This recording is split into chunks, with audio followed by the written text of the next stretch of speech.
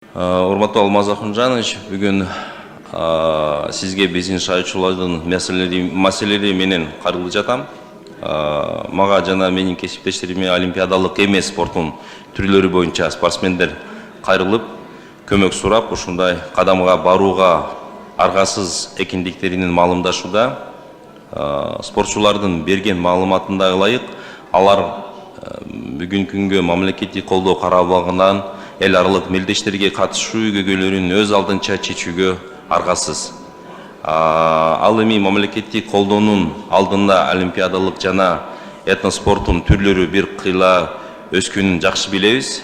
Ошону карабастан мамлекеттик колдоого ээ болгон спортчулар менен бирге олимпиадалык эмес спорттун ээлери да алар менен кем эмес деңгээлде эл аралык таймаштарга катышып, биздин өлкөбүздүн желегин желбиретип, алыска атагын чыгарып келишүүдө.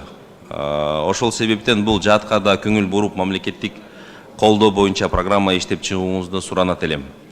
Анан кийинки маселе айтылгандар менен бирге эле сиздин көңүлүңүз Чүй облусунун батыш тарабынан бул Беловодск, Сокулук, анан Карабалта жана башка шаарлардын жайгашкан тургундардын көңүлүңүздү бургум келүүдө. Баарыбызга белгилүү болгондо, аталган аймактык жашоочуларды ар күн сайын Бишкекке келип, Бишкекте иштеп, окуп, дарыланып, анан кечинде үйлөрүнө кайтып кетишет. Бишкекте жайгашкан акыркы аялдаманын убактылуу автобекетке которгондон баштап, алардын көйгөйү бир кыйла күчүдүү. Шаар ичинен бир нече коомдук транспорт алмаштырууга муктаж болуп келишүүдө. Ал эми бул келүүчүлөргө гана кыйын болбостон, шаардык ички транспортуна да кошумча жүк болуп жатат да.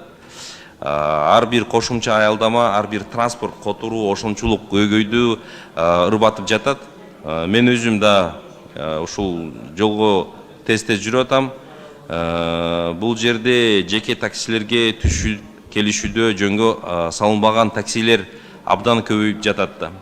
Белгилүү шлагбаум анын тегереңине эмне болуп жатканын жакшы билесиздер.